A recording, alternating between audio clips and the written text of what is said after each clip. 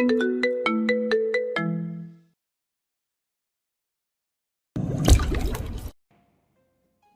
ভাইয়ের যে বন্ধুকে আমি এককালে রিজেক্ট করেছিলাম, সেই বন্ধু এখন বর্তমানে বাংলাদেশ সেনাবাহিনীর হাই র্যাঙ্কের একজন অফিসার, মেজর মেজবা ইফতেখার।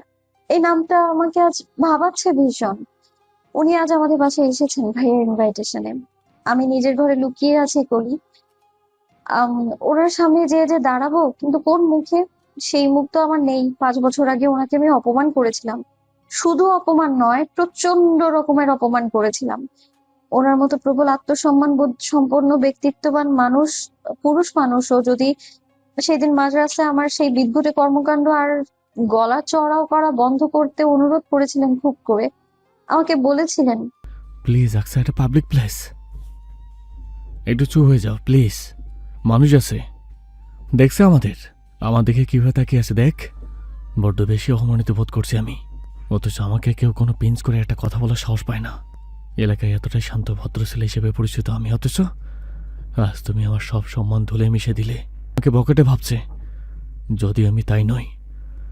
ভালো লাগার কথা জানানো বুঝি অপরাধ? ঠিক আছে, তোমাকে আমি এই প্রথম এবং শেষবার বললাম, আর কখনো তোমার সামনে আসবো না। তবুও দয়া করে চুপ করো আকসা, সবাই আমাকে খারাপ ভাবছে। এই জটিল কথাগুলো নিজের মান সম্মানের খাতিরে উনি আমাকে অবলীলায় বলে দিয়েছিলেন। শত কাকুতি মিনতি করেও আমায় থামাতে পারেনি। আমি তো রীতিমতো লোক জড়ো করে ফেলেছিলাম। একটা কেচ্ছা হয়ে যাচ্ছিল সেদিন। সবাই বলা বলি করছিল এই ছেলেটাকে নাকি ভদ্র ভাবতাম, অথচ এই তো দেখি পথে ঘাটে মেয়েদের ডিস্টার্ব করে বেড়ায়। সেদিন ওনাকে আমার জন্য মিথ্যে অপবাদ পেতে হয়েছিল। তখন আমি খুব ছোট ছিলাম, মাত্র 17 বছর বয়সের একটা বাচ্চা মেয়ে। সবকিছুই খেলনা ভেবে নিতাম। তাই ওনার প্রপোজাল নিয়েও প্রচন্ড হাসি তামাশা করেছিলাম। কিন্তু বড় হওয়ার পরে ধীরে ধীরে বুঝতে পেরেছি উনি আসলে উচ্চবাচ্য করার মতো তেমন কিছুই বলেননি সেদিন আমায়, বরং খুব ভদ্রভাবে জানিয়েছিলেন। তো আমি আমি কি করে ফেললাম? এখন অনুতপ্ত বোধ করছি আমি। আজ এতগুলো বছর পর উনি আমাদের বাড়িতে এসেছেন। এর আগে অবশ্য ভাইয়ার কাছে শুনেছিলাম উনি নাকি রাজশাহী ছেড়েছেন চাকরির জন্য। কি চাকরি তা জানতাম না, আজ স্বচক্ষে দেখে নিলাম। আমি কি করব কলি? বাইরের ডাক পড়ছে আমার। আমার কি যাওয়া উচিত হবে? আকসা ঘরের মধ্যে প্রচণ্ড উদ্গ্রীব হয়ে পায়চারি করছে, নখ কাটছে দাঁতে। অস্থির হয়ে পড়লে এই কাজটা করার বাজে অভ্যাস রয়েছে ওর। কলি ফোনের ওপাশ থেকে ঠান্ডা মাথায় বলল, বাইরে যা আকসা, একদিন না একদিন তো তার সামনে তোকে পড়তেই হবে। সেই সাক্ষাৎকার না হয় আজই হলো। তুই যে অনুতপ্ত বোধ করছিস এটাই যথেষ্ট। প্রয়োজন পড়লে ক্ষমাও চেয়ে নিবি। উনি আমায় মাফ করবেন বলে মনে হয় না। আমি একটা বড় অন্যায় করেছিলাম ওনার মতো প্রবল আত্মসম্মান বোধ সম্পন্ন ছেলের সাথে। উনি কি এত সহজে ভুলে যাবেন? বাইরে গিয়ে তো দেখা গে, হতে পারে এতগুলো বছরে সবকিছু ভুলে টুলে গেছে। তুই নার্ভাস হবি না, হাসি মুখে কথা বলবি, কেমন? আচ্ছা। তাহলে যা, গিয়ে সাক্ষাৎ করে আয়। সাক্ষাৎকার কেমন হয় এসে জানাবি আমাকে। ঠিক আছে। আকসা, ও আকসা। আকসা কলির সাথে কথা শেষ করে ফোনটা রিডিং টেবিলের উপর রেখেছে, তখনই ওর বড় ভাইয়ের চতুর্থবারের মতো ডাকটা শোনা গেল। আকসা জর্জেট ওড়নাটা ফেলে একটা সুতির ওড়না গায়ে মাথায় ভালোভাবে জড়িয়ে রুম থেকে বের হলো। আকসা রুমের সোজাসুজি ড্রয়িং রুম, তারপরে ডাইনিং। সবাই ডাইনিংয়ে বসেছিল। মেন কোর্স খাওয়া শেষে ডেজার্ট আইটেম চলছিল। তখন আকসা আজ দুপুরে খেতেও বের হয়নি। রুমে বসে মাকে বলে কয়ে রুমে খাবার আনিয়ে খেয়েছে। আকসা ধীর পায়ে এগিয়ে গিয়ে ড্রয়িং রুম থেকেই উকি দিয়ে দেখল ওর বড় ভাইয়ের পার্শ্ববর্তী চেয়ারে মেজবা বসে আছে, আইসক্রিমের কাপে চামচখানা নাড়াচাড়া করছে। পাশে ওর বড় ভাই ইরফান মেজবাকে কি যেন একটা ব্যাপারে কথা বলছে। মেজবার ঠোঁটের কোণে সেই পরিচিত একরাশ মুগ্ধকর হাসি লেগে রয়েছে। ওই হাসি দেখে আকসা এবার কিছুটা ভরসা পেল। ডাইনিংয়ে প্রবেশ করলো। ইরফান ওকে খেয়াল করে বলল, কিরে, এতক্ষণ ডাকলাম যে তোকে, কোথায় ছিলে? ঘুমোচ্ছিলাম ভাইয়া। আকসা একটু মিথ্যা বলল। মেজবাকে বুঝতে দেওয়া যাবে না তার আসার হেতুতে অস্বস্তিতে পড়ে আকসা বাইরে আসেনি। ওর বড় ভাই এবার ওকে উদ্দেশ্য করে বলল, আকসা, এই যে আমাদের মেজবান, চিনতে পেরেছিস ওকে? দেখ ছোকরা কেমন বড় হয়ে গেছে। তিনি আজ আমাদের সেই টিকিট লাভার মেজবা নয়, মেজর মেজবা আহমেদ। মেজবা ওকে মনে আছে তোর? মেজবা এবার মুখটা উঁচিয়ে আকসার দিকে তাকালো। চোখে চোখ পড়তে আকসা বলল, আসসালামু আলাইকুম। আকসাকে অবাক করে দিয়ে মেজবা মুচকি হেসে জবাব দিল। ওয়ালাইকুম আসসালাম। বাচ্চা মেয়ে তো দেখি বড় হয়ে গেছে। ভালো আছো? আকসার চোখ একটু কাঁপলো, অগোচরে ভ্রু কিঞ্চিত কুচকালেও সঙ্গে সঙ্গে স্বাভাবিক হয়ে মৃদু হেসে জবাব দিল। জি আলহামদুলিল্লাহ ভালো আছি। আপনি কেমন আছেন? আলহামদুলিল্লাহ ভালো আছি। আকসার কেমন জানি বোধ হলো, ও এতটাও ভালো আচরণ আশা করেনি। ভেবেছিল মেজবা হয়তো কথাই বলবে না ওর সাথে, আর যদিও বা বলে তবে এই মুখটা বাংলার পাঁচের মতো হয়ে থাকবে। কিন্তু এ তো দেখি ঘটনা উল্টো। আকসা তবু মনে মনে খুশি হলো খুব। যাক বাবা, লোকটা তার মানে পুরনো সব ঘটনা ভুলে গেছে। ইরফানের কথায় আকসা টেবিলে বসলো, তারপর একটা আইসক্রিমের কাপ নিয়ে আইসক্রিম খেতে ব্যস্ত হলো। খাওয়ার ফাঁকে অগোচরে মাঝে মধ্যে মেজবাকে দেখতে লাগলো। লোকটা ওর দিকে একবারও তাকায়নি, বরং সামনের চেয়ারে যে একজন মানুষ বসে আছে সেটা খেয়ালই নেই যেন। দিব্যি গল্প করে চলেছে আকসার মা আর ভাইয়ের সাথে। ইরফান মেজবাকে বলল, তোকে কত মিস করে জানিস? তুই সেই যে 5 বছর আগে জবের জন্য চট্টগ্রামে গেলি, এরপর থেকে তোর দেখা সাক্ষাৎ পাই খুব কম। রাজশাহীতে আসিস তাও বছর 2-1 বার। ফোনে কথা হলেও কি মন ভরে? আমি তো লোকজনকে তোর নামে অভিযোগ করি যে আমার বাচ্চাকালের বন্ধু আমাকে ভুলে গেছে। ইরফানের কথায় মেজবা মুচকি হাসলো, তারপর ছোট্ট করে জবাব দিল, জবের জন্য ব্যস্ত ছিলাম অ্যাকচুয়ালি।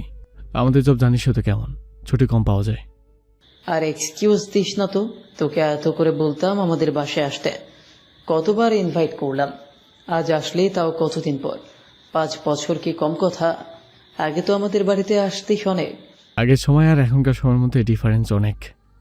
মেজবার এই কথাটা আকসার নিকটে গম্ভীরই শোনালো বেশ। ও এবার খাওয়া থামিয়ে মেজবার দিকে তাকাতেই দেখতে পেল মেজবা ওর দিকে কেমন অদ্ভুতভাবে জানি তাকিয়ে আছে।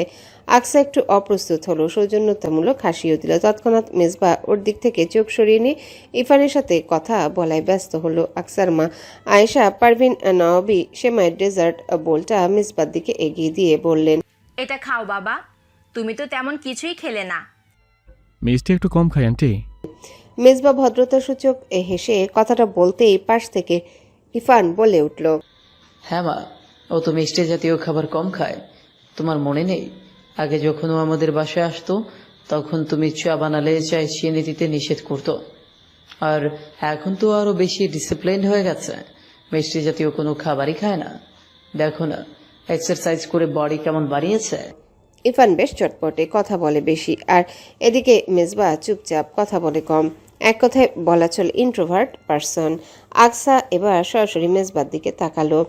তার পরনে একটা deep almond old money section cable polo T shirt আর ব্ল্যাক কালার ফর্মাল প্যান্ট। বাহাতে ওল্ড মানি টাইম পিস ওয়াচটা দেখতে দারুণ লাগছে।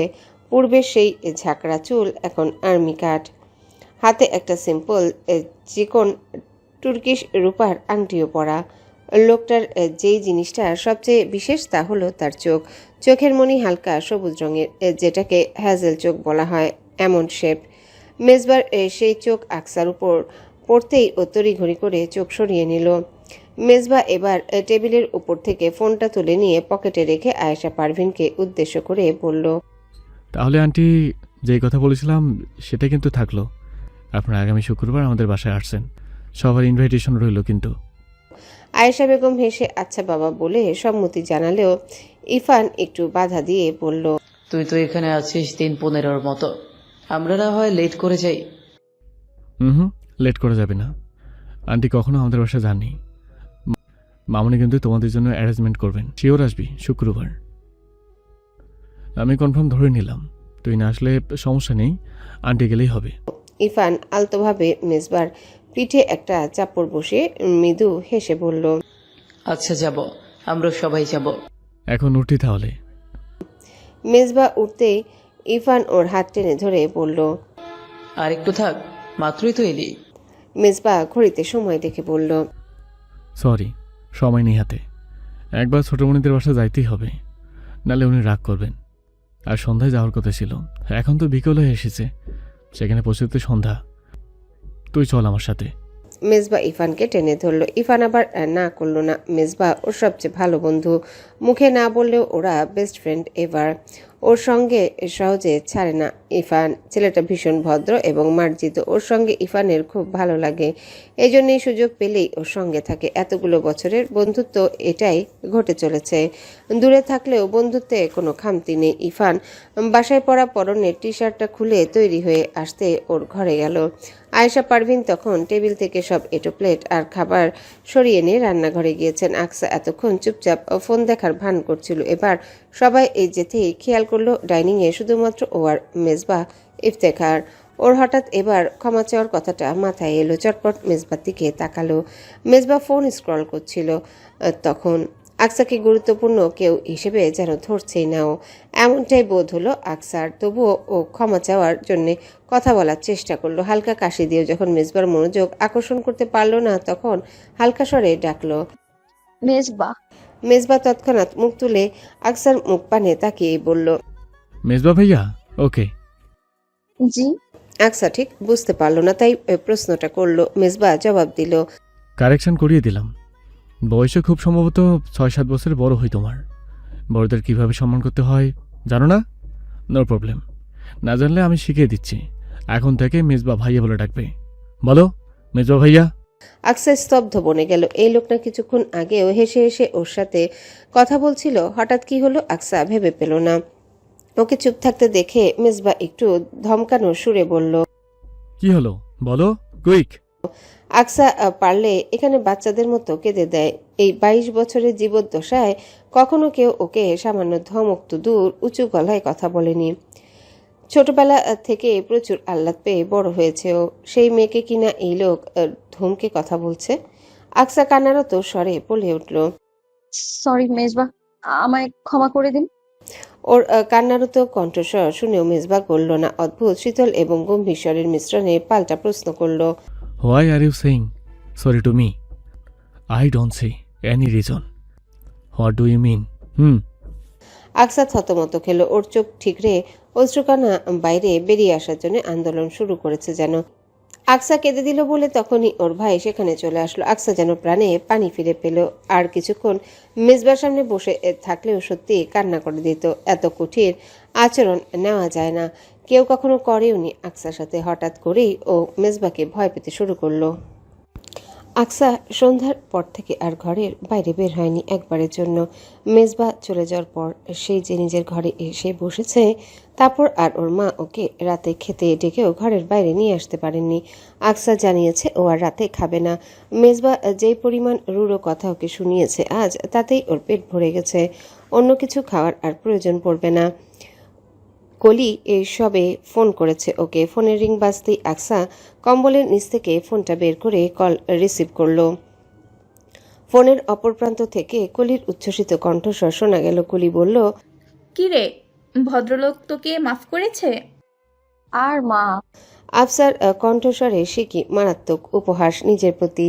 কলি ওর কথার সুর ধরতে পেরে পাল্টা প্রশ্ন করল, তার মানে তোকে মাফ করা হয়নি? না, হয়নি, বরং অজস্র উপহাস আর অপমানযুক্ত রূঢ় কথা ছুড়ে দেওয়া হয়েছে আমার দিকে। তুই ভাবতে পারছিস আমার মতো মেয়েকে কিনা অপমান করা হয়েছে?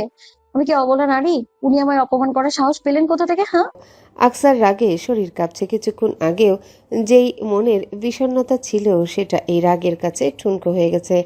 আকসাকে কলি শান্ত করতে বলল, শান্ত হ আকসা, জানি এই অপমান তোর পক্ষে মেনে নেওয়া সহজ নয়। তুই তো এমন মেয়ে না, তবে এমন আচরণ কেন করলেন তোর সাথে? তুই যেভাবে ওনার সম্পর্কে বলছিলি তাতে তো ভেবেছিলাম মেজর মেজবাহ ইফতেখার একজন জেন্টলম্যান। জেন্টলম্যান? জেন্টলম্যানই বটে উনি, না হলে তার এত শান্তভাবে বলা কথার প্রভাবেও আমার এমন অসহ্য ঠেকতো না। আকসা সামান্য উপহাসের হাসি হাসলো। এসব নিয়ে ভাবনা চিন্তা করে নিজেরই শরীর খারাপ করে ফেলছে। একটু বিশ্রাম নেওয়া প্রয়োজন ওর। তাছাড়াও আগামীকাল ভার্সিটিতে একটা প্রেজেন্টেশন দেওয়ার কথা। রাতের মধ্যেই সেটা কমপ্লিট করে রাখতে হবে। এই জন্যে কলির সাথে দ্রুত কথা শেষ করলো। 2 মিনিটের জন্য ফেসবুকে ঢুকে নিউজফিড স্ক্রল করতে করতে হঠাৎ চোখে পড়ল ওর ভাই মেজবা ইফতেখারের আইডি ট্যাগ করে একটা ফটো পোস্ট করেছে, যেখানে ক্যাপশনে লেখা আছে অন দ্য ওয়ে। তারা বাইকে ছিল। বাইকটা ওর ভাইয়ের, কিন্তু ড্রাইভ করছে মেজবা। এককালে যখন মেজবাকে চিনতো তখন থেকেও জানতো মেজবা একজন ভালো বাইকার। মেজবারও বাইক আছে। অবশ্য তার বাবার নাকি গাড়িও আছে, কিন্তু মেজবা খুব একটা গাড়ি ব্যবহার করে না, বাইক নিয়েই চলাচল করে বেশিরভাগ সময়। আকসা ফটোটা এক পলক দেখে সরিয়ে দিয়েছে। বড় ভাইয়ের প্রত্যেকটা পোস্ট, প্রত্যেকটা ছবিতে রিয়েক্ট কমেন্ট থাকে ওর, কিন্তু এই পোস্টেও রিয়েক্ট দিল না, একেবারেই এড়িয়ে গেল। আজ শুক্রবার, মেজবাদের বাসায় যাওয়ার কথা রয়েছে। জুম্মার নামাজ আদায় করে একসাথে ওরা সবাই যাবে, কিন্তু মেজবা নাকি হঠাৎ সকালে কল করে ইরফানকে বলেছে 12টার আগেই পৌঁছাতে। জুম্মার নামাজ না হয় তারা একসাথে সেখানকার মসজিদে আদায় করে নেবে। মেজবার কোনো কথায় ফেলতে পারে না ইরফান, তাই এক কথায় রাজি হয়ে গেছে ও। আকসা সকাল থেকে বসে ভাবছিল যাবে কিনা। যে ব্যক্তি ওকে এভাবে অপমান করলো তার বাসায় যাওয়াটা কি সমীচীন হবে? অনেকক্ষণ যাবৎ ঘরের ভেতর পায়চারি করতে করতে এই কথা ভাবছে আকসা। তখনই ওর মা আয়েশা বেগম এসে তাড়া দিলেন। আকসাকে উদ্দেশ্য করে বললেন, ও আকশা, জলদি তৈরি হয়ে নে, আমাদের যেতে দেরি হয়ে যাবে কিন্তু। তোর রেডি হতে হতেই তো 1 ঘন্টা। মায়ের কথা শুনে আকসা আলমারি খুলে জামাকাপড় বের করে নিল গোসল করতে যাওয়ার জন্য। তখনই আয়েশা বেগম আরেকবার এসে বললেন, তোর আব্বু কল দিয়েছে, তোর সাথে কথা বলবে। কথা বলে নে আগে, তারপর গোসলে যাস। আকসার আব্বু থাকেন কাতারে। আজ প্রায় দীর্ঘ 15 বছর যাবৎ কাতারে আছেন ওর আব্বা ইসাক খন্দকার। অবশ্য 2-4 বছর পর পর তিনি দেশে আসেন 2-3 মাসের জন্য। এই তো গত বছরও এসে গেছেন তিনি। আকসা প্রতিদিনই ওর আব্বুর সাথে কমপক্ষে একবার হলেও কথা বলে। আজও গোসলে যাওয়ার আগে আম্মুর সাথে কথা বলে নিল। ইসাক খন্দকার মেয়ের সাথে কথা বলা শেষে ফোনটা মেয়েকে ওর মায়ের কাছে দিতে বললেন। আকসা গিয়ে ফোনটা ওর মায়ের কাছে দিল। ইসাক খন্দকার ফোনের ওপাশে ভিডিও কলে ছিলেন। বিবিকে ফিস করে বললেন একটু নিরিবিলি জায়গায় যেতে। আয়েশা বেগম স্বামীর কথা শুনে নিজের ঘরের ব্যালকনিতে চলে গেলেন। ইসাক খন্দকার তখন বললেন, মেয়ের বিয়ের কথা তো ভাবতে হবে আয়শা। মেয়ে বড় হচ্ছে, ছেলের কথা না হয় পরে দেখা যাবে। বেটা ছেলে আর কিছুদিন দেরি করেও বিয়ে করলে অসুবিধা নেই, কিন্তু ছোট্ট মেয়েটার চোখের সামনে বড় হয়ে যাচ্ছে, ওর তো এবার বিয়ে দিতে হবে। নেহাতে আমি আসতে পারছি না এখন। তুমি একটু ভাই সাহেব আর তোমার বাপের বাড়ির লোকজনকে বলে কয়ে একটা ছেলের খোঁজ করো তো। আয়েশা বেগম বুঝতে পেরেছিলেন তার স্বামী কি নিয়ে কথা বলতে পারেন। কয়েকটা দিন যাবৎ একমাত্র মেয়ের বিয়ে নিয়ে টেনশন করছিলেন ইসাক খন্দকার। ফোনে কয়েকবার একথা বউকে বলেছেনও তিনি। আয়েশা বেগম একটুও দ্বিধান্বিত হলেন না, বরং শান্তভাবে বললেন, আপনি চিন্তা করবেন না ইরফানের আব্বু, আমি যত দ্রুত সম্ভব আমাদের আকশার জন্য ভালো ছেলে খুঁজবো। আকসা আজ একটা অলিভ কালারের পাকিস্তানি ডিজাইন কোডের কামিজ পরেছে। ওর এই ড্রেসটা ভীষণ পছন্দের। বিশেষ উৎসবগুলোতে এই ড্রেসটাই বারবার পরা হয় ওর। কামিজের ওড়নাটা গাঢ় মেরুন রঙের। আকসা মেকআপ করতে তেমন পছন্দ করে না। মুখে ঠিকমতো সানস্ক্রিনটা মেখে তার উপর হালকা বেবি পাউডার দিয়ে ঠোঁটে লিপ অয়েল লাগিয়ে নিল। কানে মাঝারি আকৃতির একটা ঝুমকো, ওর 2 কানের ছোট 2টো টপ আর বাঁ হাতের আঙ্গুলের 2টো রিং, ব্যাস আকসার সাজ সম্পূর্ণ। ও নিজেকে একবার ড্রেসিং টেবিলের মিররে দেখে নেয় ভালোভাবে। ওড়নাটা মাথায় টেনে ঘাড়ে ব্যাগটা নিয়ে ও তাড়াহুড়ো করে দৌড়ে বেরিয়ে যায়। ওর মা সেই কখন থেকে ড্রয়িং রুমে দাঁড়িয়ে চেঁচিয়ে ডাকছেন ওকে। তারা সবাই তৈরি, শুধু আকসারই তৈরি হতে দেরি হয়েছে। ঠিক 11:30টার দিকে ইরফানের বাইকটা তাদের বাড়ি থেকে মেজবাদের বাড়ির উদ্দেশ্যে বের হলো। আফসা প্রকাশ না করলেও যত পথ এগোচ্ছে তত বেশি আড়ষ্ট হলো যেন। সেই সাথে সেদিনের অপমানগুলো চোখের সামনে ভেসে উঠতে লাগলো বারবার। মেজবা তার বাড়ির বড় ছেলে। এই বাড়িটা 3 তলা এবং সুবিশাল। মেজবার আব্বু এহসানুল হক এই বাড়ির কর্তা। তার ছোট ভাইয়ের পরিবারকে নিয়ে এই বাড়িতে থাকেন তিনি। এছাড়াও তার 2টো বোনও আছে। বোনেরা এই শহরে তাদের শ্বশুর বাড়িতে থাকেন, তবে প্রায়শই এখানে আসেনও বটে। আকসা এর আগে কখনো মেজবাদের বাড়িতে আসেনি, তবে তার ভাই বহুবার এসেছে। সুবিশাল এই বাড়ির সামনে বেশ বড়সড় একটা উঠান। বাড়ির নকশাটা পুরনো জমিদার আমলের বাড়ির মতো। এই বাড়ি নাকি মেজবার দাদার তৈরি, সে মুক্তিযুদ্ধের সময়কালের পরে।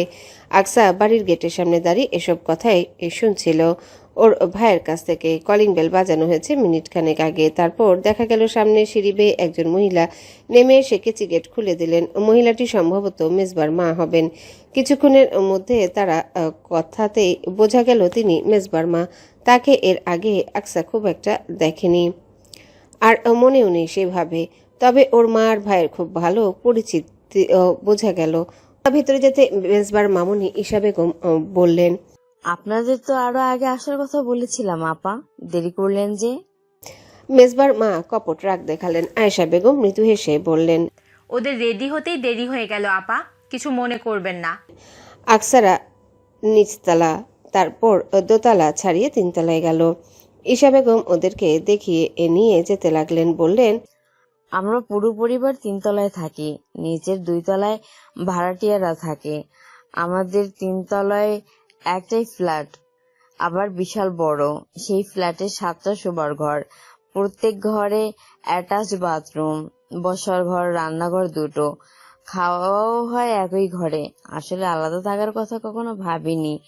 আমার মেজবাহর আব্বু আর তাদের 2 ভাইয়ের যে মিলমিশ, এজন্য 2টো ফ্ল্যাট অ্যাটাচ করেই একটা ফ্ল্যাট করে থাকছি সবাই। কথা বলতে বলতে সবাই সদর দরজা পেরিয়ে ভেতরে প্রবেশ করলো। আকসা ঢুকেই বুঝলো আসলেই অনেক বড় ফ্ল্যাট, সম্পূর্ণ 3 তলা জুড়েই তারা থাকেন। বসার ঘরটা অনেক বড়। ঈশা বেগম তাদেরকে সোফায় বসতে বলে বাড়ির সবাইকে ডাকলেন একে একে। আকসা ফোনটা হাতে নিয়ে লক খুলে ফেসবুক স্ক্রল করছিল সবে, তখনই দেখলো মিসবা একটা কালো রঙের টি শার্ট আর ব্লু ট্রাউজার পরিহিত অবস্থায় দাঁড়িয়ে আছে বসার ঘরের প্রবেশে খোলা দরজার সামনে। ওর হাত দুটো প্যান্টের পকেটে ছিল। এগিয়ে আসতে ইফান উঠে দাঁড়ালো। মেজবা ইফানের সাথে করমর্দন করে কোলাকুলি করে নিল। ইতিমধ্যে সেখানে একটা বছর 16 বয়সী ছেলে, একজন আকসা, এমনকি মেজবার থেকেও সম্ভবত কয়েক বছর বড় মেয়েটির কোলে একটা বাচ্চা ছেলে। আকসা বাচ্চাটাকে দেখেই এক ধ্যানে তাকিয়ে রইল। এত মায়াবী বাচ্চাটা এমনিতেই আকসার চোখে ছোট্ট সকল শিশুরাই মায়াবী সুন্দর। ওর এই বাবুটাকে দেখে কোলে নিতে মন চাইলো, তবে মুখ ফুটে বলতে পারল না। ইতিমধ্যে ড্রয়িং রুমে মেজবার ছোট চাচি ফাতিমা খাতুন এসে দাঁড়িয়েছেন। তিনি এগিয়ে এসে আকসার মায়ের সাথে কথা বলতে লাগলেন। আকসা খেয়াল করেনি, কথা বলার মাঝেও তার চোখ আকসার দিকেই ছিল। কোনোভাবে দৃষ্টি ফেরাতে পারছিলেন না তিনি। আকসা এদিক ওদিক তাকিয়ে দেখছিল চারিপাশ। পুনরায় ওর দৃষ্টি গিয়ে আটকালো সদর দরজার সামনে। মেজবা ধীর পায়ে এগিয়ে এলো। আয়েশা বেগমের সাথে কথা বলে কুশলাদি বিনিময় করে নিল। ওর ঠোঁটের কোণে এক চিলতে ভদ্রতা সূচক হাসি। এর মধ্যে টেবিলে ডাক পড়ল। আয়েশা বেগম আর ইফান আগে গিয়ে বেসিনে হাত ধুয়ে টেবিলের দিকে গেল। মেজবা ওর চাচির সাথে কথা বলছিল একপাশে দাঁড়িয়ে। আকসা তখনও দাঁড়িয়ে ছিল সেখানে বেসিনের কাছে। মেজবা চাচাতো বড় বোন জেমি দাঁড়িয়ে। জেমি সত্যি আকসা এগিয়ে গিয়ে বেসিনের সামনে দাঁড়ালো, কিন্তু দুঃখের বিষয় হলো এই বেসিনের কলটা এমন সিস্টেমে তৈরি করা যা আকসার বোঝার বাইরে। ওদের বাসার কলটা এমন প্রকৃতির নয়, এজন্য ওর চালু করতে অসুবিধা হচ্ছে। আকসা দাঁড়িয়ে ইতস্তত বোধ করতে লাগলো, বিব্রত হলো। কেউ বিষয়টা লক্ষ্য করলে মনে মনে নিশ্চয়ই ওকে নিয়ে উপহাস করবে, না হয় বোকা ভাববে। হঠাৎ পেছন থেকে একটা শান্ত কণ্ঠস্বর শোনা গেল, এত বড় মেয়ে বেসিনের কল চালু করতে জানো না?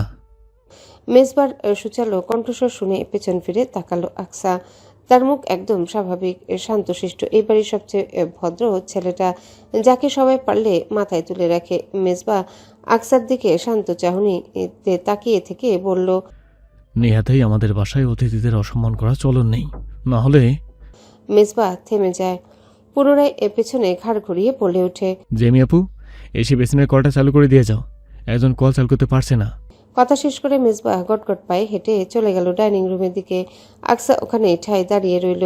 মেজবা চাইলে নিজেই কল চালু করে দিয়ে যেতে পারত, কিন্তু খুবই ভদ্রভাবে কতগুলো কথা বলে চলে গেল। ভদ্রভাবে বলল, অথচ কথাগুলো সোজা গিয়ে আকসার হৃৎপিণ্ডে আঘাত করলো। লোকটা আসলেই জেন্টলম্যান। খাওয়ার পর্ব শেষে গল্প আড্ডা বসেছে। মুরব্বীরা সকলে ড্রয়িং রুমে বসে সমসাময়িক বিভিন্ন বিষয়ে আলাপ করছেন। সেখানে উপস্থিত আছেন মেজবার আব্বা আম্মা, ছোট চাচা চাচি আর আকসার আম্মু। আকসাদের নিয়ে বাড়ির ছাদে এসে বসেছেন জেমি আপু। আপুর একমাত্র ছেলেটার নাম আয়ান, বয়স বছর 3 ওর। জেমি আপুর সাথে পরিচিত হওয়ার পরেই মাত্রই বাচ্চাটাকে কোলে নিয়েছে আকসা। ওর কোলে বসে হাতের খেলনা ঘোড়াটা নিয়ে খেলছিল আয়ান। আকসা মনোযোগ সহকারে হাসি মুখে খেলা দেখছিল ওর। জেমি আপু 2টো শতরঞ্জি বিছিয়েছেন ছাদে। আকসার পাশে বসে আছে সেই 16 বছর বয়সী ছেলে আর 15 বছর বয়সী মেয়েটা। ওদের দুজনের নাম তাহসিন এবং রিমু। ওরা মেজবার চাচাতো ভাই বোন। জেমি আপু আকসাকে কিছু একটা জিজ্ঞাসা করতে যাচ্ছিলেন, পাশ থেকে তখনই ছাদে একজন মেয়ে এসে উপস্থিত হলো। খুবই চটপটে হাবভাব তার। এসে পেছন থেকে জেমিকে জড়িয়ে ধরে উচ্ছ্বাসের সাথে বলে উঠল, কেমন আছো আপু? তোমাকে কত মিস করেছি জানো। জেমি গলা ছাড়িয়ে ওকে সামনে এনে আনন্দ মিশ্রিত গলায় জিজ্ঞাসা করলো, তোরা কখন এলি? এই তো সবে এসেছে। ইনি কে?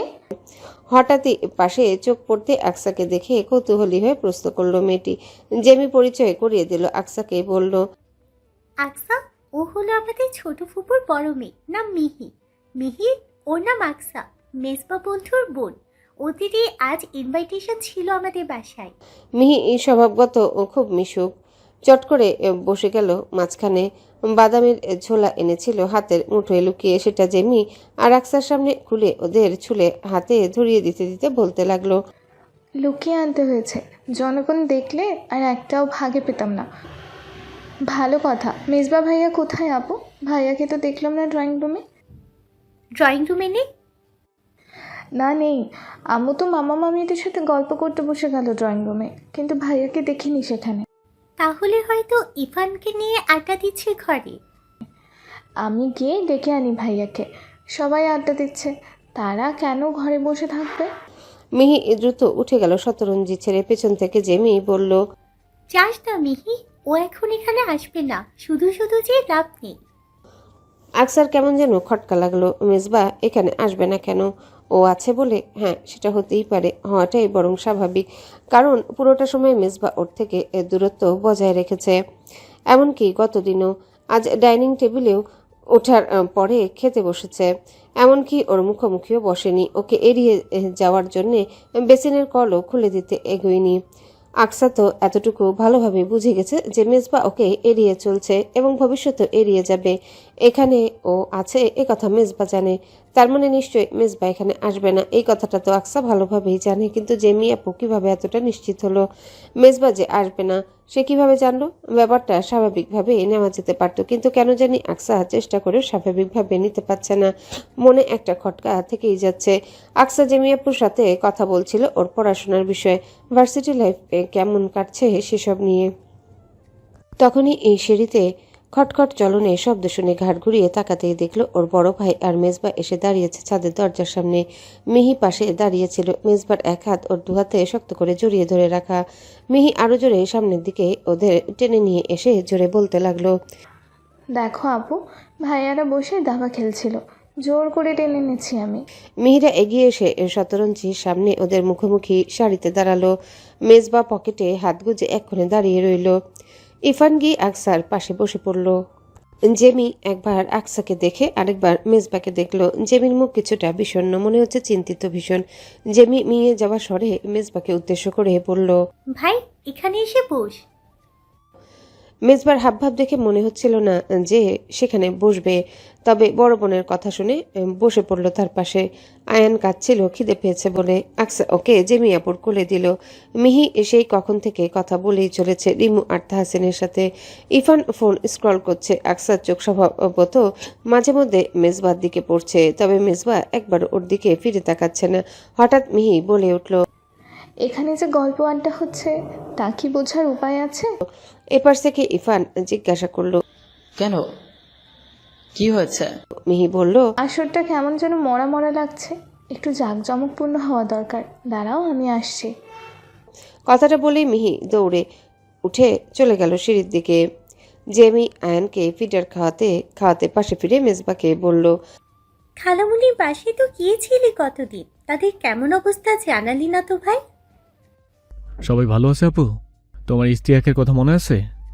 ছোকরা এখন কত বড় হয়ে গেছে জানো?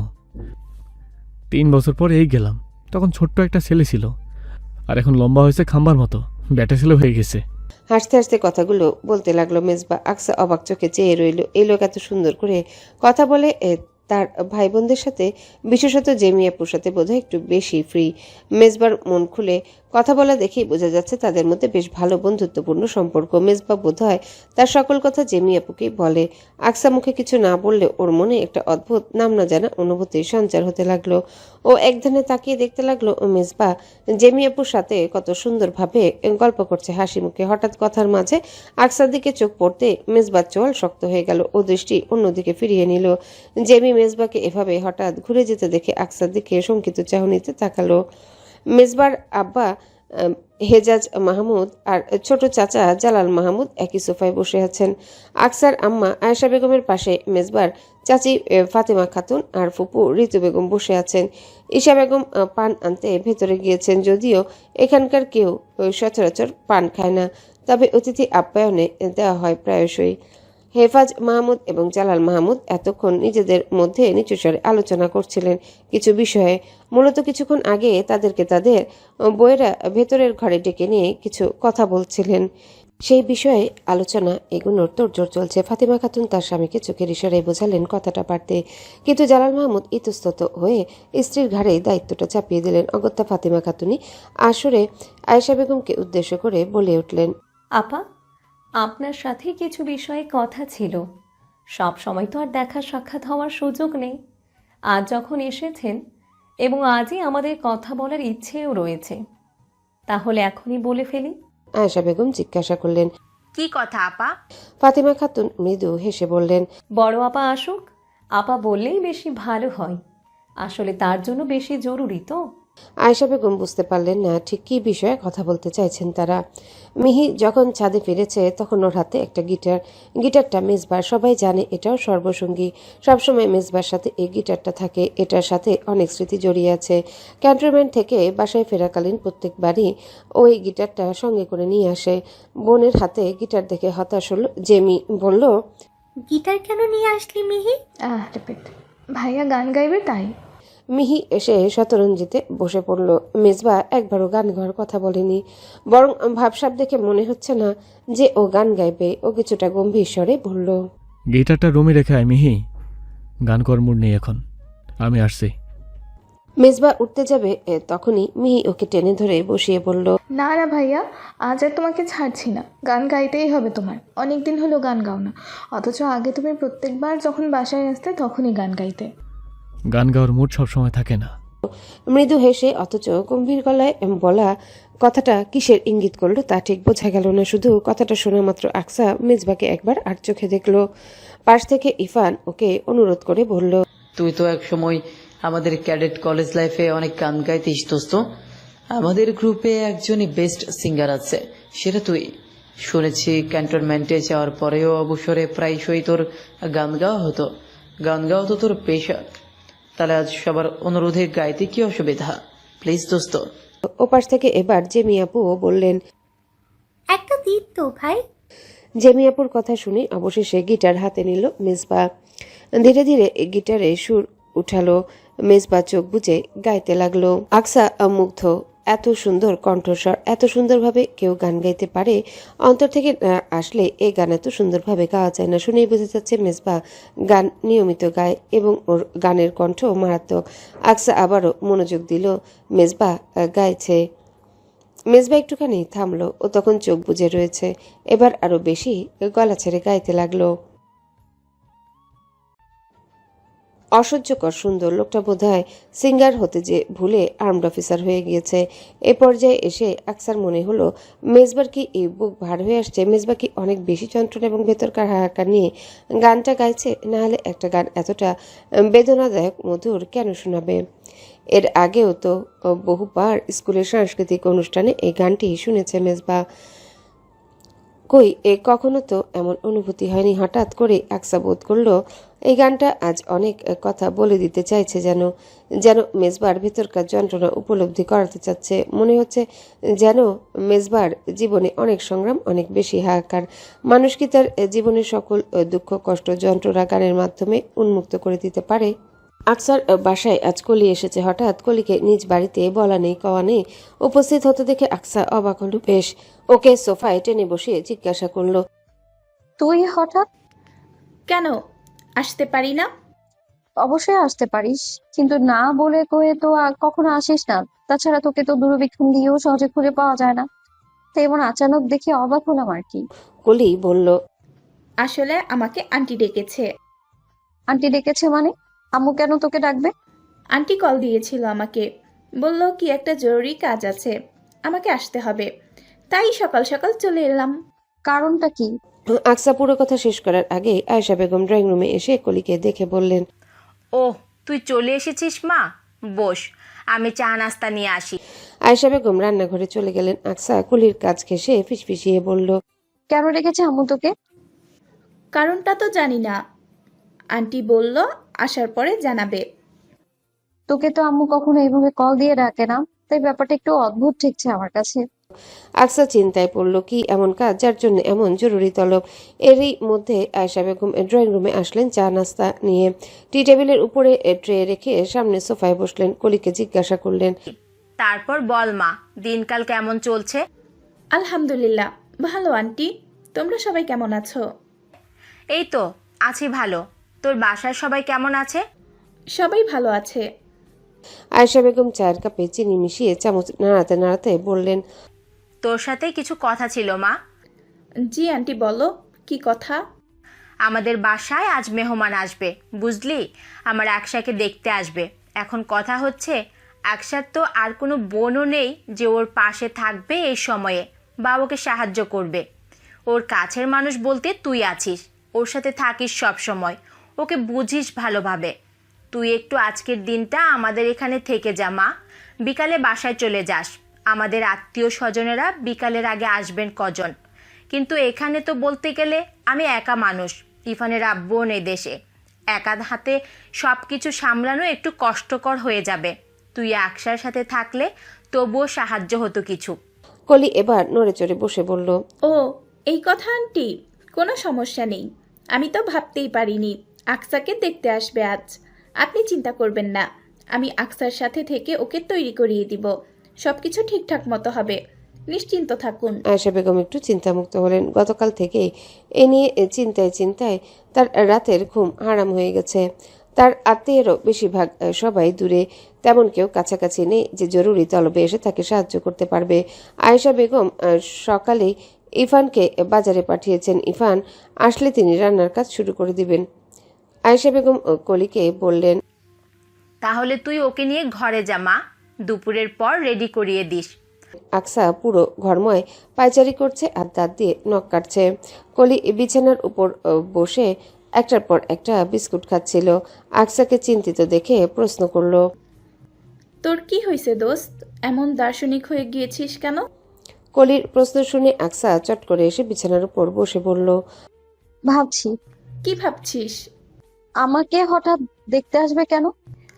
দেখতে কেন আসে তুই জানিস না? জানবো না কেন, অবশ্যই জানি। তবে কথা হচ্ছে এমন হুট করে হচ্ছে কেন সবকিছু? আম্মু তো আগে কিছু বলেনি আমায়। তার হাব ভাব দেখেও কোনো কিছুই আন্দাজ করতে পারিনি আমি। একদম স্বাভাবিক ছিল, কিন্তু কারা দেখতে আসছে, ছেলেকে, এসব কিছুই জানি না আমি। কলি বলল। তুই বরং এক কাজ কর, আন্টিকে গিয়ে জিজ্ঞাসা কর। আকসা কপট বিরোধ করে বলে, ধুর, কি যে বলিস না। আম্মুকে কি এসব কিছু জিজ্ঞেস করা যায়? কি না কি ভেবে বসবে। তাহলে আর কি করবি, ওয়েট কর, বিকালে তো পাত্রপক্ষ আসছেই, তখন না হয় দেখে নিস। পাত্রপক্ষের কথা শুনে আকসার স্বাভাবিক মুখ কিঞ্চিত বিবর্ণ হয়ে উঠল ও বিড়বিড় করে কি যেন বলল, কিন্তু সেসব কথা কলির কান অবধি পৌঁছালো না। দুপুরের খাবার খেয়ে আধা ঘন্টা খানেকের মতো বিশ্রাম নিয়ে কলি তাড়াহুড়ো করে আকসাকে তৈরি করতে শুরু করেছে। এমনিতে আকসা নিজেই খুব ভালো শাড়ি পরতে পারে, তবে আজ কলি ওকে শাড়ি পরতে সাহায্য করলো। তাড়াহুড়ো করা হচ্ছে খুব, মেহমান নাকি আর আধা ঘন্টার মধ্যেই চলে আসবে। আকসা দাঁড়িয়েছিল, কলিও শাড়ির কুচি ঠিক করে দিচ্ছিল বসে। তখনই ইরফান বাইরে থেকে এসে দরজায় নক করলো। ভাইকে দেখে আকসা ভিতরে আসতে বলল। ইরফান ভিতরে প্রবেশ করতে দেখলো ওর হাতে একটা বেলি ফুলের খোঁপার গাছরা। সাধারণত ইরফান প্রায় তার ছোট বোনকে ফুল কিনে দেয়। মানুষ প্রেমিকের কাছ থেকে ফুল পাওয়ার জন্য ছটফট করে। এদিকে আকসা তার ভাইয়ের নিকট হতে ফুল পাওয়ার জন্য মুখিয়ে থাকে। অন্যদিন ফুল দেখলে খুব বেশি উচ্ছ্বসিত হতো, চট করে ভাইকে জড়িয়ে ধরে আই লাভ ইউ ভাইয়া বলে দিত। তবে আজ সেসব কিছুই ঘটল না। আকসার মুখের বলিরেখার ন্যূনতম কোনো পরিবর্তন ঘটল না, বরং মুখ আগের মতোই নীল বিবর্ণ হয়ে রইল। ইরফান ড্রেসিং টেবিলের উপর ফুলের গাছটা রেখে কলিকে উদ্দেশ্য করে বলল, বনুকে ফুলের গাজরা পরিয়ে দিয়ে তো কলি, আর মুখে বেশি প্রসাধনী ব্যবহার করো না, আমার বোনকে ন্যাচারালি ভালো লাগে। ইরফান কলিকে বুঝিয়ে শুনিয়ে নিয়ে ঘরের বাইরে যাওয়ার জন্য পা বাড়াতে আকসা পেছন থেকে ডাক দিল ভাইকে। ইরফান পেছনে ফিরে তাকাতেই আকসা ওকে জিজ্ঞাসা করলো, হঠাৎ আমায় দেখতে আসছে কেন? ইরফান একটু ইতস্তত করে বলল, আসলে তাদের একটু তাড়া আছে আকসা, এই জন্যই সবকিছু তাড়াঘুড়ো করে হচ্ছে, না হলে আমরা সময় নিতাম। কারা দেখতে আসছে? সে তো আসলেই দেখতে পাবে। ইরফানের ঠোঁটের কোণে মুচকি হাসি, বোঝা গেল ও এখনই কিছু বলতে চাইছে না, তবে এই বিষয়টা নিয়ে ভীষণ খুশি। তখনই ইরফানের ফোন বেজে উঠল। ও ফোন বের করে হাতে নিয়ে স্ক্রিনে দেখে বলল, এই তো আব্বু কল দিয়েছে, নে তুই আগে কথা বল। আকসার হাতে ফোন ধরিয়ে নিয়ে ঘরের বাইরে চলে গেল ইরফান। আকসা ফোন কানে নিয়ে বলল, আসসালামু আলাইকুম আব্বু, কেমন আছো? আলহামদুলিল্লাহ ভালো আছি আম্মু, তুমি কেমন আছো? এই তো ভালো আছি। দুপুরে খাওয়া দাওয়া করেছো তো ঠিক মতো? হ্যাঁ আম্মু, মাত্রই খেয়ে উঠলাম। তুমি কি এখন তৈরি হচ্ছ? জি আব্বু। মেহমান এখনো আসেনি। এই তো চলে আসবে এক্ষুনি। আকসা ভালো করেই বুঝলো ওর অজান্তেই সবকিছু হয়েছে এবং এর সাথে প্রত্যেকে সংযুক্ত, সবাই এই সব কিছু জানে। ইসাক খন্দকার ফোনের ওপাশ থেকে বললেন, কিছু কথা বলে আম্মু শোনো। জি আব্বু বলো। বিয়ের এসব কার্যকলাপ যে আমরা খুব তাড়াহুড়া করে করতে চেয়েছি তা ঠিক নয়। আসলে ছেলের জন্যই তাড়াহুড়া করা হচ্ছে। ছেলের বাবা জানিয়েছে ছেলের হাতে সময় খুবই কম, এজন্য বিয়েটা তাড়াতাড়ি সারতে হবে। তাছাড়া ছেলের ভালো বলে আমরা এই সম্বন্ধটা হাতছাড়া করছি না। তোমার আম্মার কাছে শুনেছি সব। এ পর্যন্ত অনেক পাত্রই তো দেখলাম তোমার জন্য, কিন্তু কোনোটাই আমার মনে ধরেনি। এইবার যেই ছেলের সাথে তোমার বিয়ের কথাবার্তা চলছে তাকে আমার খুব পছন্দ। প্রথমে শুনেই রাজি হয়ে গেছি। তাহলে বুঝতেই পারছো সম্বন্ধটা ঠিক আমার কতটা পছন্দের। আশা করি তুমি তোমার আব্বুর পছন্দের উপর বিশ্বাস রাখবে। তবে তোমাকে আমরা কোনো কিছুতেই জোর করছি না। বিয়ের বয়স হয়েছে তাই বিয়ের কথাবার্তা বলছি। যদি তুমি চাও তাহলে নিষেধ করে দেব, আর যদি তোমার নিজের কোনো পছন্দ থাকে তাহলে বলতে পারো। আমি তোমার আব্বু, অবশ্যই গুরুত্ব দেব। তোমার ইচ্ছার উপর কোনো কিছু যাবে না। আকসা ওর আব্বুকে ভরসা দিয়ে বলল, আমার কোনো পছন্দ নেই আব্বু, তোমার উপর বিশ্বাস আছে আমার। তুমি কখনোই আমার জন্য খারাপ ছেলে পছন্দ করবে না। ঠিক আছে মা, ওরা আসুক, তুমি ওদের দেখো, কথাবার্তা বলো, তারপর রাতে কল দিয়ে আমাকে তোমার সিদ্ধান্ত জানিও। এখন রাখছি আম্মু, তুমি তৈরি হয়ে নাও। ইসাক খন্দকার কল কেটে দিলেন। আকসা লম্বা করে শ্বাস টেনে নিল। অস্বস্তি হচ্ছে ওর। এর আগে বিয়ের কথাবার্তা হলেও এমন আয়োজন করে ওকে দেখেনি কোনোদিনও, আজই প্রথম। এই জন্যে নার্ভাস লাগছে প্রচণ্ড। এই হালকা শীতের মধ্যেও প্রচণ্ড পরিমাণে ঘামতে শুরু করলো। ততক্ষণে শাড়ি পরানো হয়ে গেছে। কলি উঠে আকসার চুল সুন্দর করে পেছনে ক্লিপ দিয়ে টেনে পিঠের উপরে ছড়িয়ে দিল। আকসা ঠোঁটে লিপস্টিক দিতে চায়নি, তবুও কলি জোর করে হালকা শেডের একটা লিপস্টিক দিয়ে তার উপর লিপ গ্লস দিয়ে দিল। তখন দরজার বাইরে থেকে আকসার খালা রেশমি খাতুন ডাক দিলেন। ও আকসা, চলে আয় মা, ওরা চলে এসেছে। বাইরে মোটামুটি লোক সমাগম বোঝা গেল। ইতিমধ্যে আকসার চাচা চাচি, ফুপু আর মামা খালারা চলে এসেছেন। কলি আকসাকে নিয়ে বাইরে গেল। কয়েক কদম এগিয়ে ডাইনিং এর পাশ কাটিয়ে ড্রয়িং রুমে প্রবেশ করলো ওরা। আকসা এতক্ষণ মুখ নুইয়ে রেখেছিল, ধীরে ধীরে অস্বস্তি জড়িত মুখটা তুলে সামনে সোফার দিকে তাকাতেই চমকে উঠল। মেজবার পরিবারের সকলে বসে আছে সোফায়। মেজবা তার বাবার পাশে বসা। ওর দৃষ্টি হাতে থাকা ফোনের দিকে, কোনো দিকে তাকাচ্ছে না। মুখের প্রতিক্রিয়া কিছু বোঝা যাচ্ছে না, একদম স্বাভাবিক। তবে আকসা শকড হয়েছে। এখানে মেজবাকে দেখে একদমই আশা করেনি লোকটাকে। ও বিড়বিড় করে বলল, মেজবা ইফতেখার এখানে? মেজবার সাথে আকসার বিয়ের কথাবার্তা চলছে। অবিশ্বাস্য ব্যাপার। আকসা বসে আছে মেজবার চাচি ফাতিমা খাতুনের পাশে। মেজবার মামনি আকসার আম্মুর সাথে কথাবার্তা বলছেন। বাকিরা সবাই আলাপ আলোচনা করছেন। আকসা আর চোখে একবার বিপরীত পাশে সোফায় বসে ফোনে মগ্ন ব্যক্তিকে দেখছে। আকসা এখনো মাথায় ঢুকাতেই পারছে না যে মেজবার পরিবার ওকে দেখতে এসেছে। ওর সবটাই ভ্রম বলে মনে হচ্ছে। কি একটা বিভ্রান্তিকর পরিস্থিতি। নিশ্চিত হওয়ার জন্য আকসা অগোচরে নিজের বা হাতের কবজিতে একটা চিমটি কাটতে জোরে আউট শব্দ করে উঠল। না, তার মানে ব্যাপারটা সত্যি ঘটছে। এতক্ষণের আলোচনায় মেজবার আব্বু আকসার মামাকে বললেন, ভাই, আমাদের ছেলে তো সপ্তাহ দুয়েক বাদে ক্যান্টনমেন্টে চলে যাবে, তাই আমরা চাইছিলাম আপনাদের মেয়েটাকে আমাদের ঘরের বউ করে 2-1 দিনের মধ্যেই নিয়ে যেতে। অ্যারেঞ্জমেন্ট তাড়াহুড়োয় কেমন হবে আন্দাজ করতে পারছি না, তবে আকসা মাকে নিয়ে আমরা একেবারেই উঠিয়ে নিয়ে যাব। আকসা একের পর এক চমক পাচ্ছে। প্রথমে মেজবার সাথে বিয়ের কথাবার্তা, এখন আবার একেবারে উঠিয়ে নিয়ে যাওয়া। আকসার মাকে ইতস্তত দেখে তার পাশ থেকে ঈশা বেগম তার কাঁধে হাত রেখে ভরসা দিয়ে বললেন, বুঝতে পারছি আপা, সিদ্ধান্ত নেওয়াটা আপনার জন্য একটু কঠিন, অবশ্য হওয়াটাই স্বাভাবিক, একমাত্র মেয়ে তো। তবে আপনি কোনো চিন্তা করবেন না, আকসার বিয়ের পর এই বাড়িতে যাতায়াত থাকবে সবসময়। মেজবাগ ক্যান্টনমেন্টে চলে যাওয়ার পর আকসা এখানে আপনার কাছে এসেই থাকলো না হয়। আপনার একা থাকতে হবে না, মেয়েটাকে আমাদের দিয়ে দেন আপা, কথা দিচ্ছি ওকে কখনো সামান্য মন খারাপ করেও থাকতে দেব না, খুব ভালো থাকবে ও।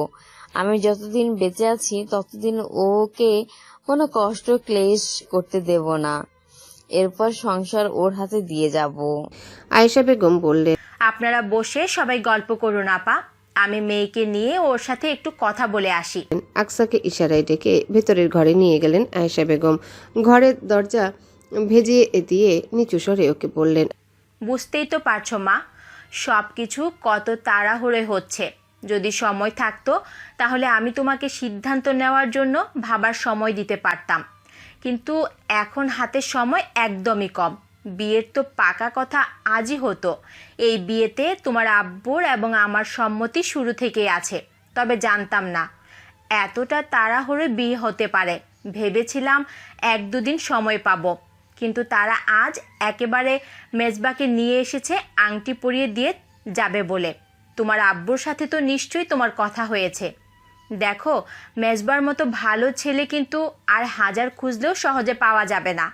কপাল করে অমন ভদ্র শান্তশিষ্ট ছেলেকে স্বামী করে পাওয়া যায়। এখন তোমার কি মতামত বলো?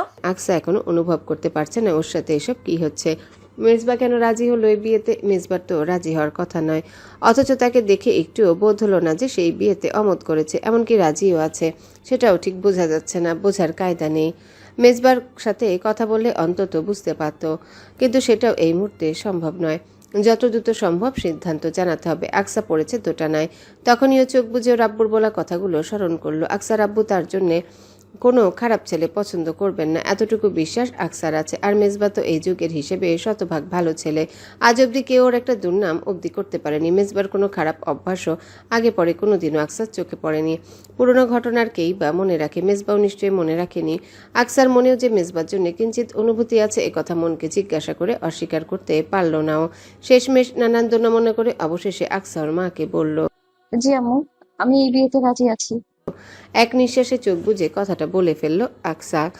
আয়েশা বেগম তা শুনে শুকুর আলহামদুলিল্লাহ বলে বাইরে ছুটলেন। মেজবার জন্য জরুরি তলবে স্বর্ণের দোকানে আংটি আনতে পাঠিয়েছিলেন ভাইকে, তাকে কল করে দ্রুত আসতে বললেন। আর কলিকে পুনরায় ঘরে পাঠিয়ে আকসাকে আরেকবার পরিপাটি করে দিতে বলে গেলেন।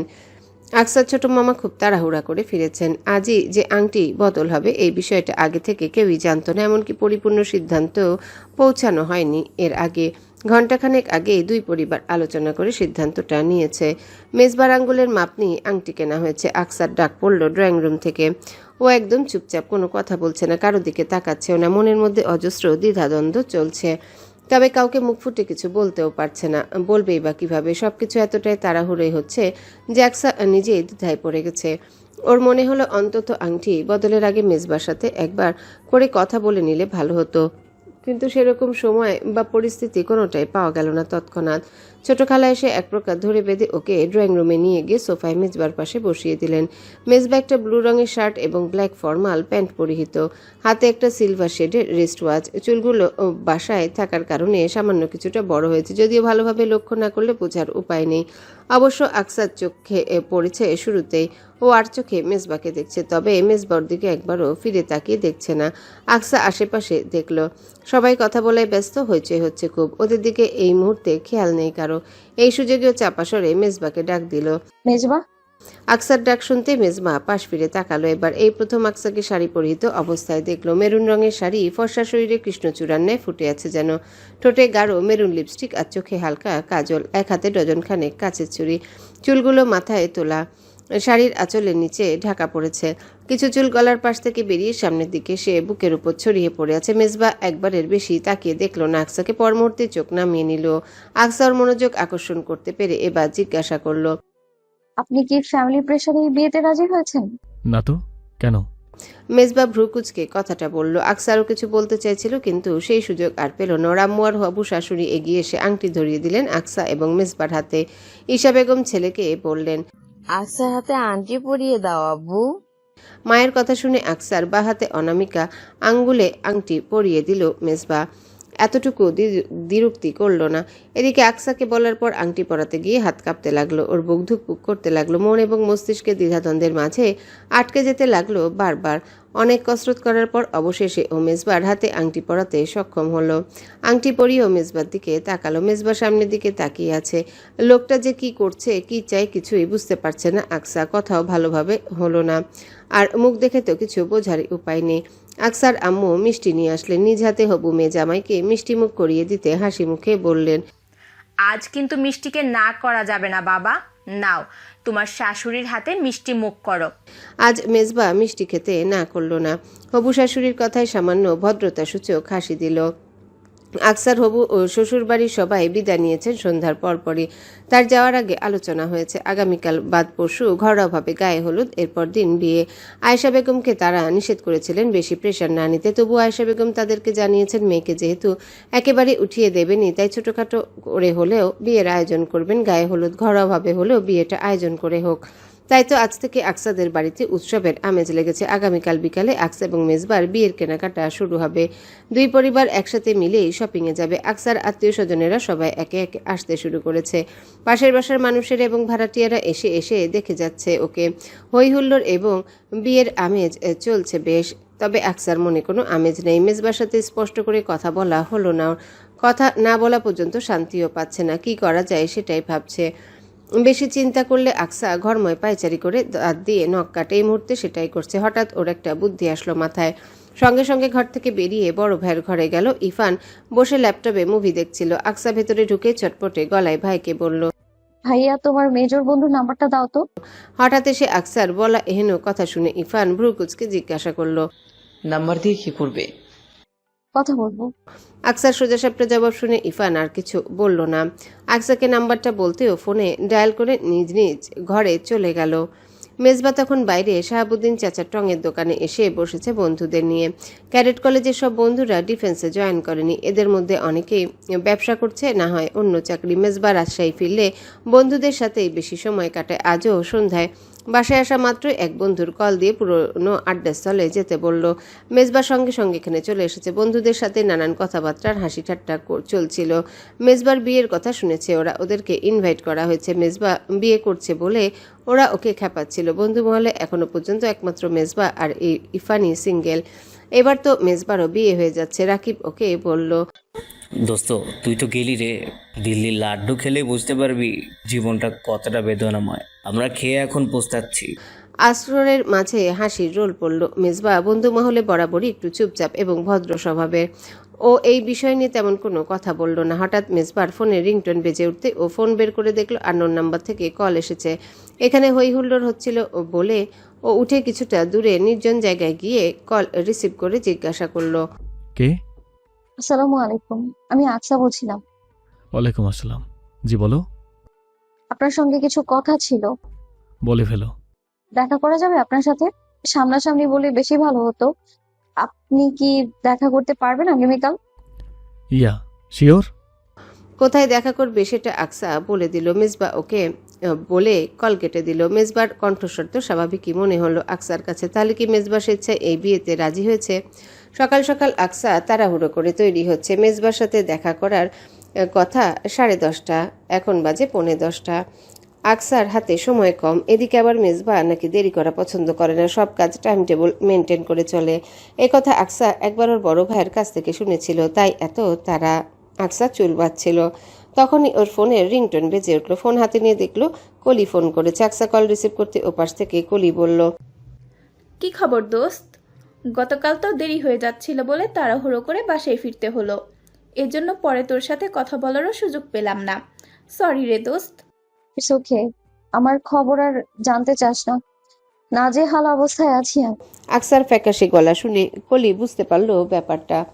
ওকে বলল, বুঝতে পারছি।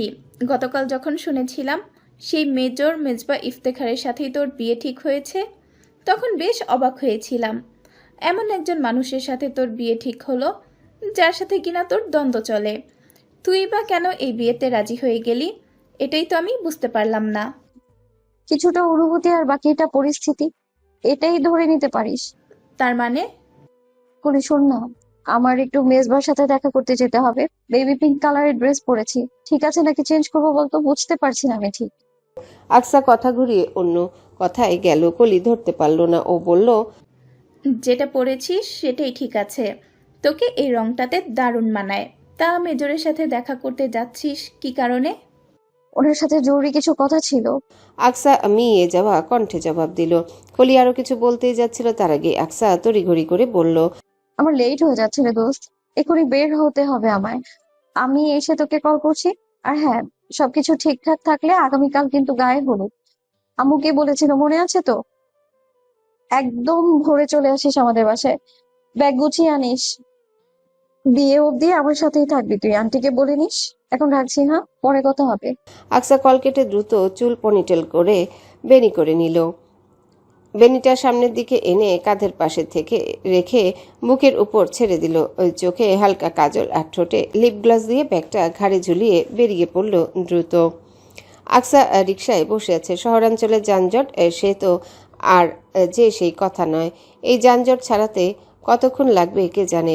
আকসা ছটফট করছে, দুশ্চিন্তায় অস্থির হয়ে আছে। উৎকণ্ঠা নিয়ে হাত ঘড়িতে সময় দেখলো 10:35 বাজে। মেজবা এতক্ষণে চলে এসেছে বোধহয়।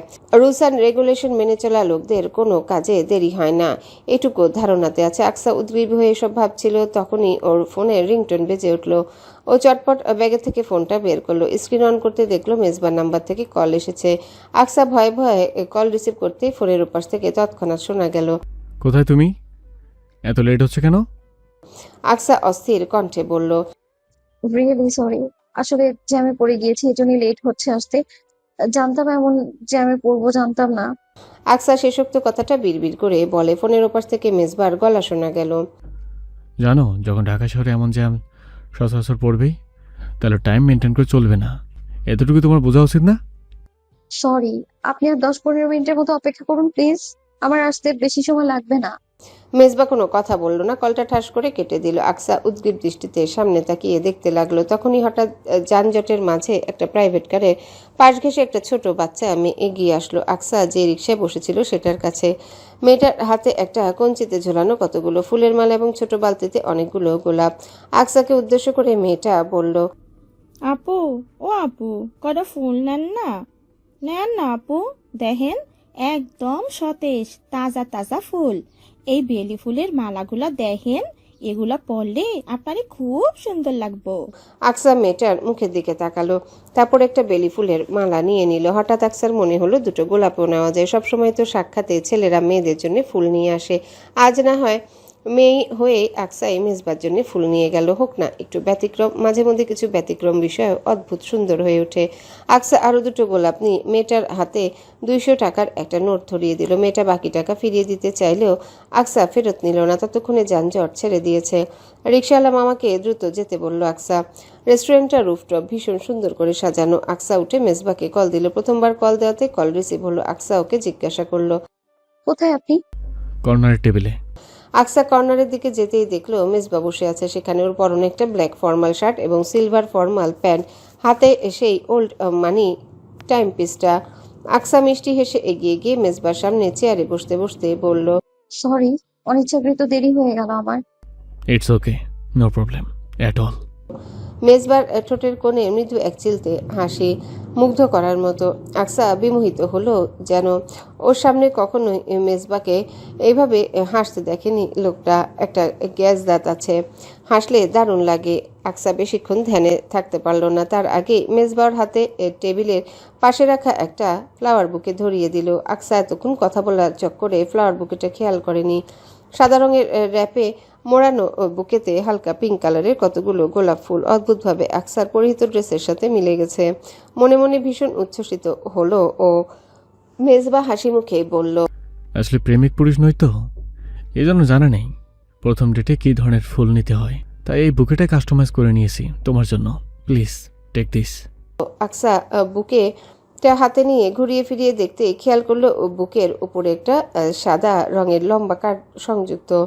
ছোট ছোট অক্ষরে সেখানে লেখা রয়েছে ফর মাই বিউটিফুল ফিয়ান্সে। লেখাটা দেখে তো আকসার চক্ষু চড়ক গাছ, ভীষণ অবাক হয়েছে ও। মেজবা বোধহয় ওর মনের ভাব বুঝাতে পারলো, তাই মুচকি হেসে বলল, এটা আমি লিখেছি। আকসা বিমোহিত হলো। সবকিছু স্বপ্নের ন্যায় বোধ হতে লাগলো ওর কাছে। ও মুগ্ধ চোখে একদৃষ্টিতে তাকিয়ে রইল মেজবার দিকে। মুখ ফুটে থ্যাংক ইউ বলল এর মাঝে। আকসার ধ্যান ভাঙলো মেজবার কথায়। মেজবা মেনু কার্ডটা আকসার দিকে এগিয়ে দিয়ে বলল, হ্যালো বন্ধুরা, পরবর্তী পার্ট খুব তাড়াতাড়ি আসবে, তো সবাই অপেক্ষায় থাকো। আর চ্যানেলটি যারা এখনো সাবস্ক্রাইব করোনি তারা পরবর্তী পার্ট দেখার জন্য চ্যানেলটি সাবস্ক্রাইব করে রেখো। ধন্যবাদ সবাইকে, আমাদের সাথেই থেকো।